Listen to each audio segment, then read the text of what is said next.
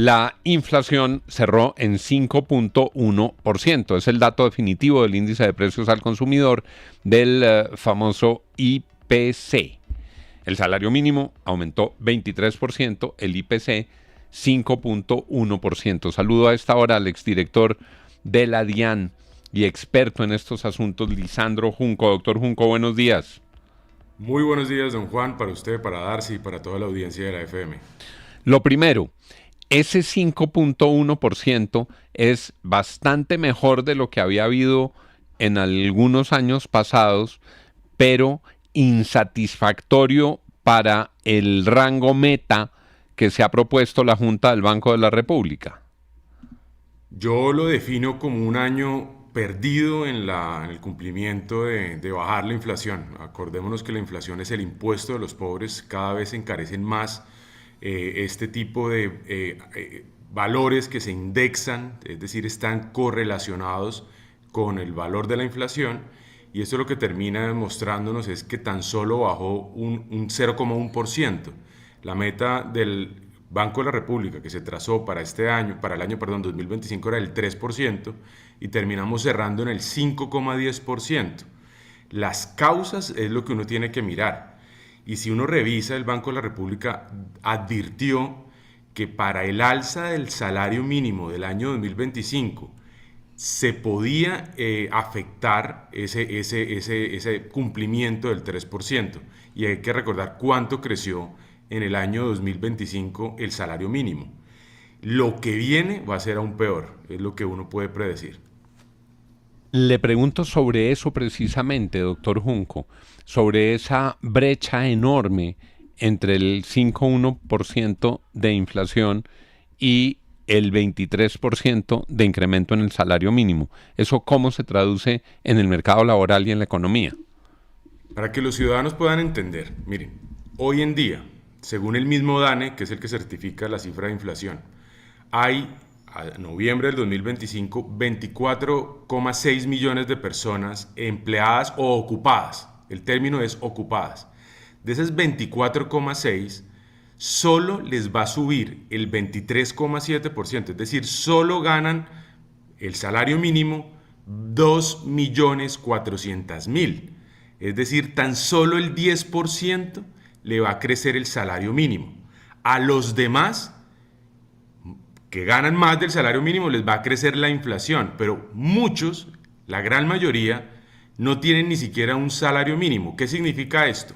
Que todo va a crecer la inflación mientras lo que ganan los informales, los que están trabajando en la informalidad, que es el 55,4% de las personas ocupadas del país, va a tener menos ingresos. ¿Esto qué significa? Que todo va a estar más caro para la gran mayoría de la población. Solo se va a beneficiar el 10% en el incremento del salario mínimo, pero todo va a subir más que la inflación, empezando por los alimentos de la canasta familiar.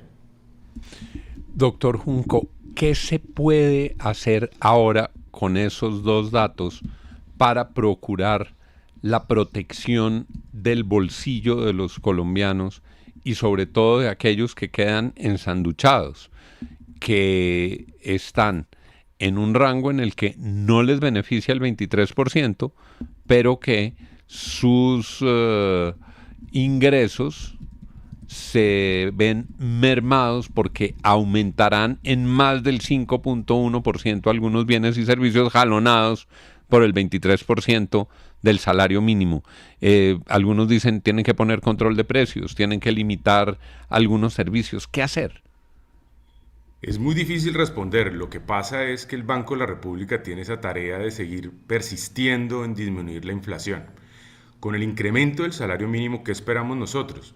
Pues con una inflación tan alta, es la segunda inflación más alta en Sudamérica, y hay que entender que Venezuela no se toma en cuenta. La única que nos supera es Brasil, pero tenemos una inflación absolutamente alta. No nos podemos acostumbrar a una inflación superior al 5%. ¿Y qué es lo que pasa? Que la inflación alta se come el dinero de las personas. Pero ¿quién se come más rápidamente el dinero? De los que menos tienen. ¿Qué hay que hacer? Hay que entender que la generación de empleo no puede ser generación de empleo informal, tiene que ser en generación de empleo formal, con los pagos de las prestaciones sociales, los parafiscales, todo lo que conlleva contratar a una persona. Pero hoy en día es más difícil. Si uno mira, tenemos un cóctel explosivo para poder llevar una meta menor de inflación. Primero, como lo decía, el incremento del salario mínimo. Segundo, la reducción de la jornada laboral de la semana, que ahora va a ser de 42 horas, lo que va a representar en términos prácticos que los que hoy en día tienen un empleo formal tienen que despedir para poder cumplir con estas 42 horas y cerrar sus negocios y atender menos tiempo. Tercero, dentro de ese cóctel, hay que recordar que la reforma laboral de este gobierno generó una modificación del horario del recargo nocturno, que arranca a las 7 de la noche. Es decir, me sale más caro contratar a una persona a partir de las 7 de la noche. Entonces, o cierro el negocio o sencillamente despido. Cuarto, hay un incremento también progresivo del recargo dominical. Si yo quiero abrir el supermercado, la Famiempresa, la tienda, cualquier establecimiento que tenga empleados, pues me va a salir más costoso abrirlo el domingo. Un restaurante, un bar, una cafetería. Y en el segundo semestre del año 2026 se va a elevar ese valor de recargo dominical un 90% más. Adicionalmente, este cóctel, usted va a necesitar, si quiere más carga operativa, si usted quiere poder seguir manteniendo a sus empleados, pues tiene que vender más. ¿Y eso qué lleva? A poder tener claro que las jornadas laborales van a seguir reduciéndose. Entonces, en este cóctel lo que va a terminar generando es una informalidad para poder los empresarios, las pequeñas y medianas empresas, seguir adelante y poderle vender barato a aquellos que tienen que comprar, por ejemplo, los productos de la canasta familiar. Dicho de otra manera, no tenemos cómo dentro de la formalidad mantener precios bajos para una persona que gana menos del salario mínimo o aquellos que les va a subir la inflación el salario, más allá del salario mínimo. Doctor Junca, ¿qué pasa con la clase media? Que es, digamos, esa clase que está ahí como en la mitad siempre luchando por subir un poquito el estrato, el ingreso, por no devolverse y que tampoco depende del salario mínimo, que gana un poquito más del salario mínimo. Darcy, pues uno tiene que salirse también de los números. Ya vimos cuántas personas están en la informalidad y muchas de esas personas están en la clase media. Otras personas están en la formalidad y están ocupadas y trabajan. ¿Qué les va a pasar? Muy sencillo.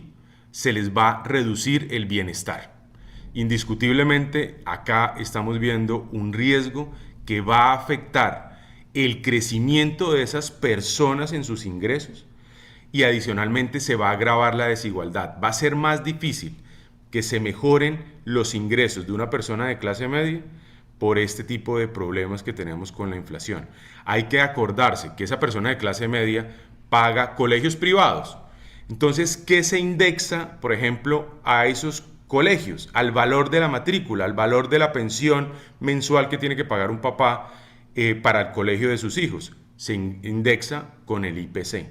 Es decir, va a subir el valor de su matrícula, va a subir sus gastos, pero a la vez sus ingresos van a ser menores, lo que va a generar también que su mercado vaya a ser mucho más caro.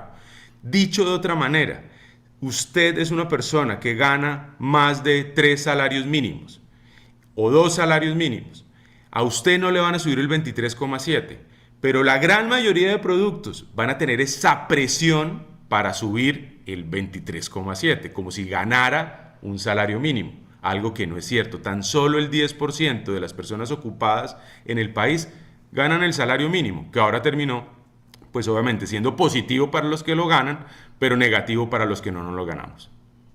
6 de la mañana, 53 minutos. Muchas gracias, doctor Lisandro Junco, exdirector de la DIAN. Gracias por estar con nosotros. Muchas gracias, don Juan. Que tengan un feliz día.